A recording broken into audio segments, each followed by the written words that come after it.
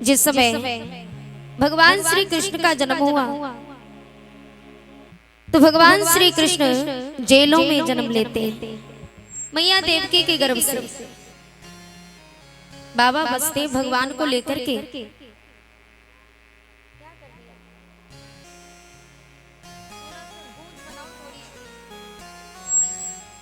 वसुदेव जी ने भगवान श्री कृष्ण को उठाया और उठा करके छबरिया में रखा। जेलों के ताले खुल जाते, बिल्कुल खत्म काहे कर दिया।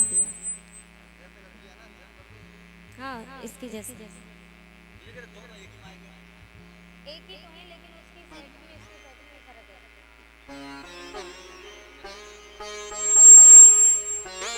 श्री राधे। हेलो हेलो, श्री राधे, जय राधे।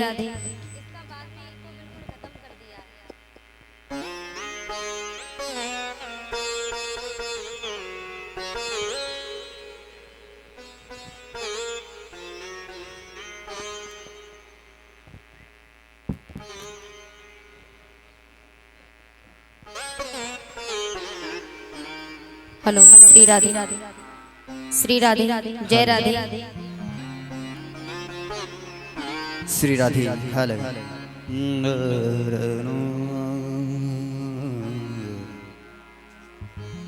बोली गोविंद भगवान की। वसुदेव जी ने जब भगवान को उठाया और भगवान को उठा करके बाबा वसुदेव भगवान को छबरिया में रख करके मायावी निद्रा में सभी पहरेदार सो जाते और लेकर के भगवान को गोकुल नगरी की तरफ चले। और जब गोकुल नगरी की तरफ लेकर के चलते ना तो काली काली घटाएं छाई हुई।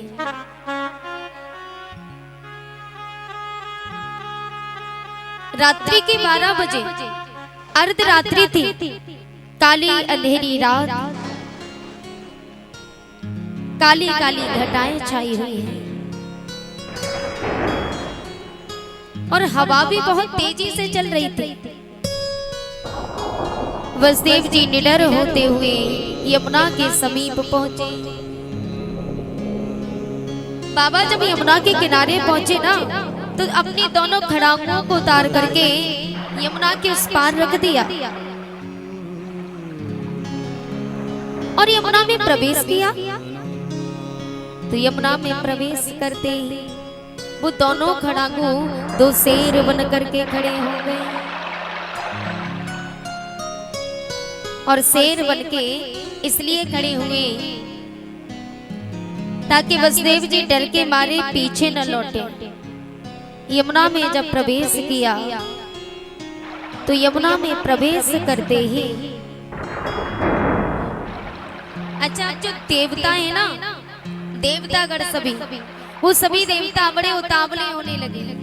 अंबर से भगवान के दर्शन करने के लिए जब उतावले होते ना तो अंधेरी रात के कारण प्रभु का चेहरा नहीं चमकता।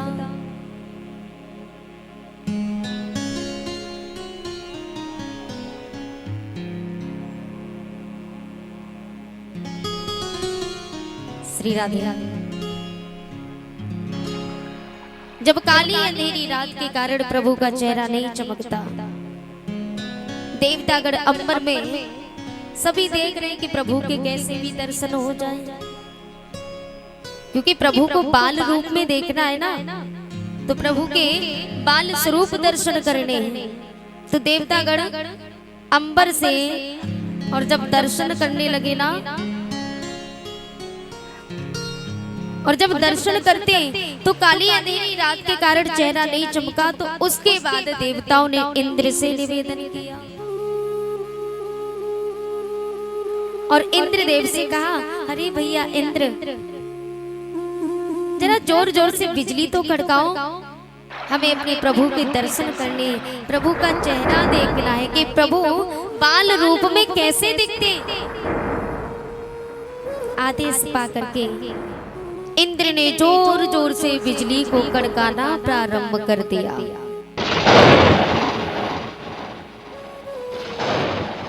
बोली कृष्ण कन्हैया लाल की जय हो। जब भगवान श्याम सुंदर का चेहरा चमकने लगा तो सभी देवताओं ने आकाश से प्रभु को प्रणाम किया। प्रभु को जब नमन किया, अब यमुना मैया कहने लगी कि प्रभु आप अपने बाल स्वरूपा दर्शन सभी को करा रहे हो, सभी देवतागण आपके दर्शन कर रहे हैं, लेकिन एक बार हमें भी अपने दर्शन करा दो। ये बात किसने कही? यमुना ने। भगवान ने कहा, अरे यमुना, मैं अभी छोटा सा हूँ, मेरे बाबा मुझे अपने सर पे लिए है ना, और तुम मेरे दर्शन करने के लिए आओगे तो मेरे बाबा जल में डूब जाएंगे। इसलिए यमुना से कहा, यमुना तुम मेरे दर्शन फिर कभी कर लेना, आज केवल मेरे चरणों को स्पर्श कर लो। यमुना ने कहा, जो आज्ञा प्रभु। प्रभु ने अपना एक पांव लटकाया, घनघोर बारिश होने लगी, और घनघोर बारिश के कारण शेषनाग भगवान ने कहा, हमारे प्रभु छोटे से हैं और यदि बारिश में भीग गए ना तो प्रभु को कहीं सर्दी ना लग जाए। इसलिए शेषनाग भगवान छतरी बन करके खड़े हो गए। बोलो शेषनाग भगवान। आज प्रभु के दर्शन करने के लिए सभी बड़े उतावले। भगवान ने अपना एक पांव लटकाया और यमुना मैया उमड़ करके आई, प्रभु के चरणों को स्पर्श करके घटती जाती है। बाबा बसदेव भगवान को लेकर के उस पार पहुंचे। मैया यशोदा के यहाँ कन्या ने जन्म लियो। कन्या को उठा करके बाबा ने छबरिया में रखा और भगवान श्री कृष्ण को मैया यशोदा के पास में लिटा दिया और लेकर के जेलों में पहुंचे। कंस को पता चला तो कंस ने उस कन्या को भी नहीं छोड़ा, कन्या को मारना चाहा तो उसी समय वही कन्या हाथों से छूट करके आकाश में एकदम से बिजली की तरह कड़कने लगी और कहा,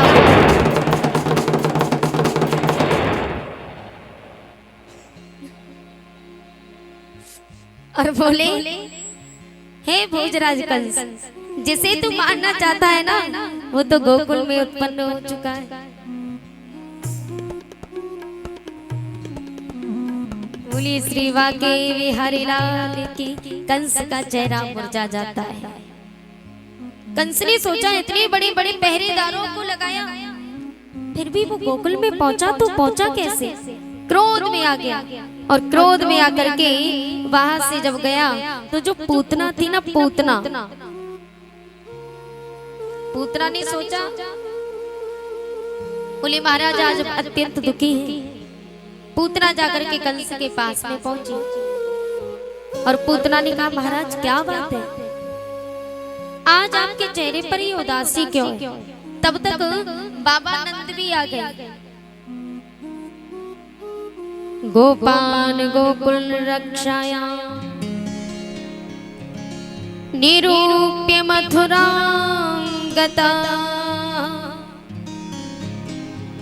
नंदः कंसस्य वर्षिक्यं करं दातु कुरुद्वा।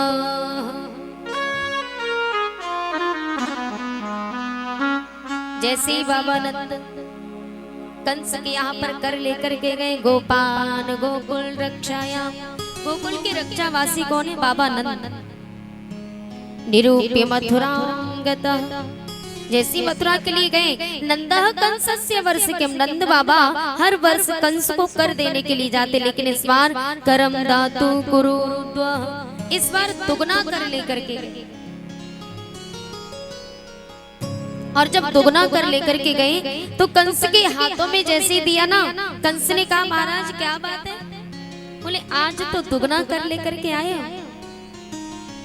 बाबा नंद ने कहा, हाँ आज मैं दुगना कर इसलिए लाया हूँ क्योंकि मेरे यहाँ लाला भयो है और लाला की खुशी में मैं ये कर दुगना लाया हूँ। तो कंस ने कहा, बाबा अगर ऐसी बात है तो तुम्हारा लाला चिरंजीव रहे। ये किसने कहा? कंस ने बाबा नंद से कि बाबा अगर ऐसी ही बात है, आप दुगना कर लेकर के आए हो ना, तो जाओ, हम भी वरदान देते कि तुम्हारा लाला चिरंजीव रहे और बड़ा हो करके अपने शत्रुओं का नाश करे। बोलो राधे राधे। ये कंस ने पहले यह आशीर्वाद दे दिया कि बड़ा हो के अपने शत्रुओं का नाश करे। ऐसे भगवान श्री हरि नारायण जिसकी कंस भी प्रशंसा करें, ये कंस ने आशीर्वाद दे दिया।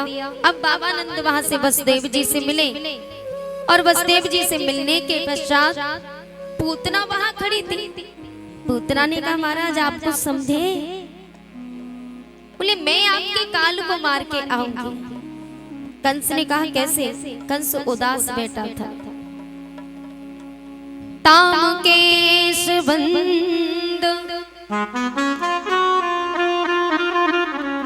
त्यतिसक्त मल्लिका बृहन्नितंब स्तन कृच्छ मध्यमा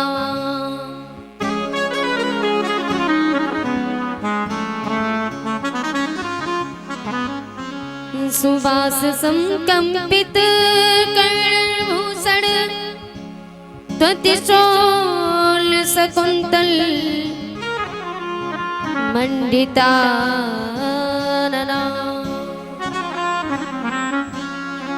ताम केशवंत। पूतना ने कहा महाराज आपके काल को मैं मार के आऊंगी। कंस ने कहा लेकिन कैसे? पूतना ने कहा महाराज ताम केशवंत, अपने केशों में सुंदर सुंदर पुष्पों का गजरा लगा लिया।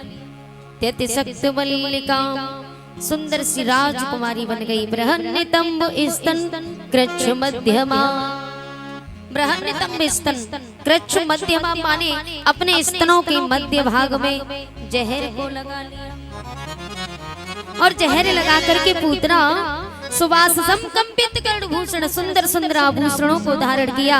तो त्रिशूल शकुंतल मंडितान नाम सुंदर सुंदर पुष्पों की सुगंधी पूतना के शरीर से आने लगी। बिल्कुल अपने आप को बदल लिया।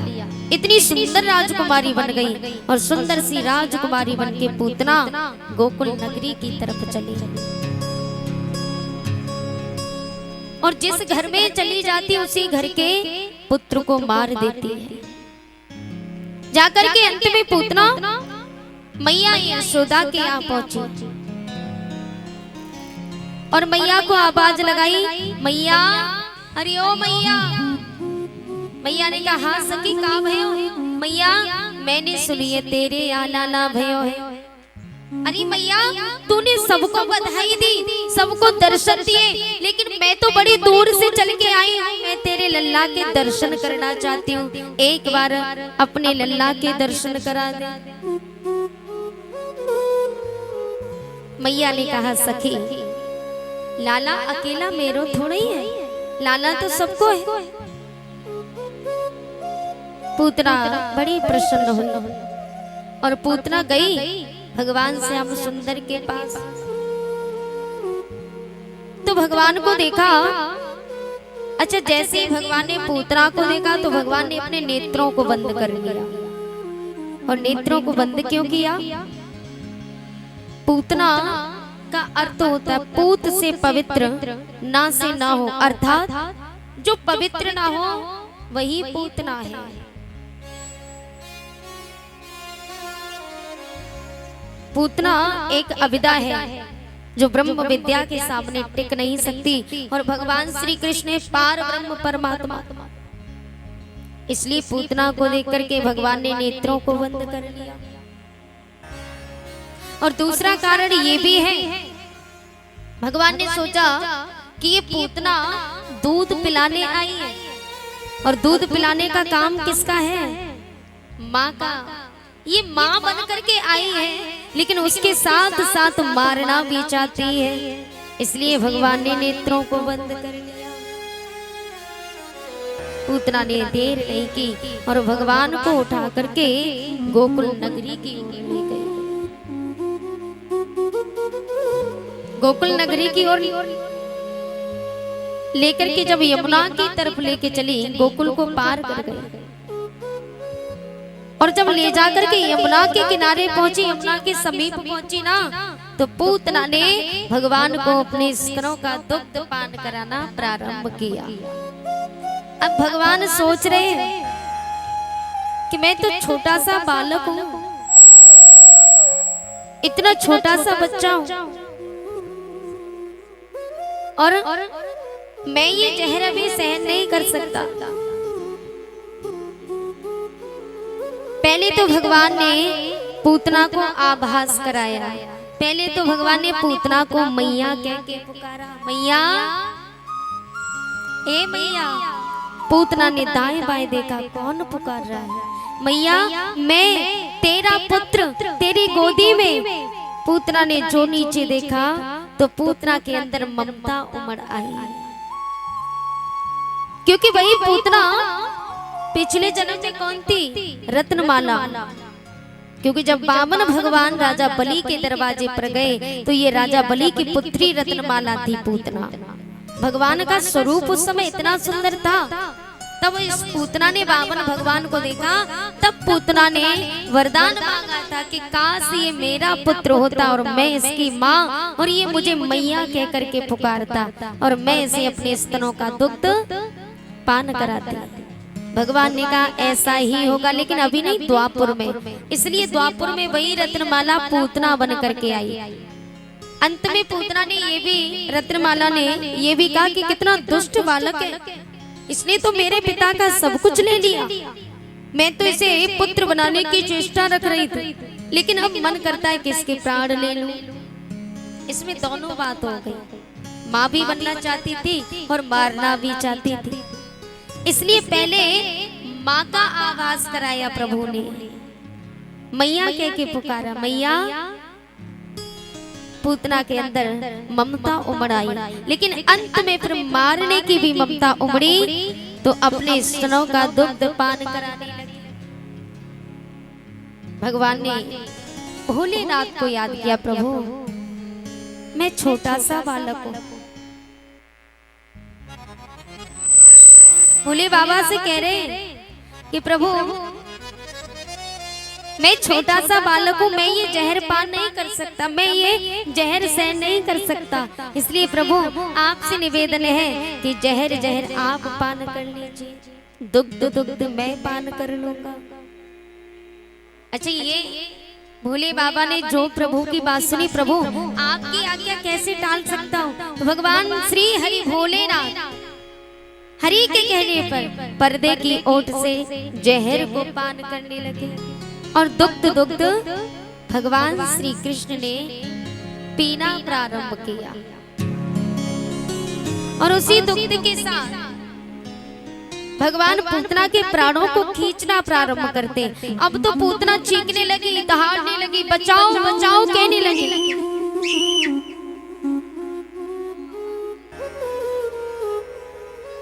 पूतना जब चिल्लाने लगी ना, तो उस समय पूतना ने विराट रूप धारण कर लिया, लेकिन फिर भी भगवान ने पूतना के स्तनों को नहीं छोड़ा। जब पूतना के प्राण निकल जाते, मैया यशोदा को पता चला, तो मैया यशोदा दौड़ी दौड़ी यमुना की ओर जाती है। सभी ग्वाल वाल गोपिकाएं भगवान के पास में जाते, तो पूतना इतनी बड़ी थी कि भगवान पूतना के ऊपर जब क्रीड़ा कर रहे थे ना, तो भगवान को क्रीड़ा करते हुए देखा। तो भगवान जब पूतना के सीने पर थे, तो उस समय ग्वाल वालों ने कहा कि पूतना, ये राक्षसी इतनी विशाल है कि भगवान को कैसे नीचे उतारा जाए। तो सीढ़ियां लगा करके, सीढ़ियां लगाई गई, और सीढ़ियां लगा करके तब पूतना के ऊपर पहुंचे ग्वाल वाल, और तब प्रभु को उतारा। बोलो राधे राधे। मैया यशोदा भगवान को लेकर के अपने घर जाती है, भगवान को नहलाती है, कजरा लगाती है। अब जब गोपियां भगवान के दर्शन करने के लिए आती है ना, तो मैया झुंझला करके ताना मारती, अरे मैं अपनी लल्ला के दर्शन ना कराऊं, अरे तुम सभी गोपी ऐसे ही आओ। बहाने से आती हो और न जाने मेरे लल्ला को कहाँ लेके चली जाती, इसलिए मैं अपने लल्ला के दर्शन ना कराऊं। अच्छा मैया है ना, लाला से बहुत प्रेम करती है। वृद्ध अवस्था में लाला भयो है ना, तो इसलिए मैया अत्यंत प्रसन्न है। लेकिन कोई गोपी आए तो गोदी में देने से डरती है। एक गोपी आई और मैया से कहा, मैया अब तनिक अपने लल्ला के दर्शन कराए थे, मैं बड़ी दूर से आई। मैया ने कहा, ये भी वही बात कह रही है, अरे गोपी मैं न दूं। मैया ने कहा, सखी मेरो लाला जब से वो ग्वालियर लेके गई है ना, तब से मेरो लाला बड़ो परेशान है। मोकू तो लागे कि मेरे लाला को काहू ने नजर लगाई दी है, इसलिए मैं ना दूं। आज मैया यशोदा सभी गोपियों से कहती है, सखियों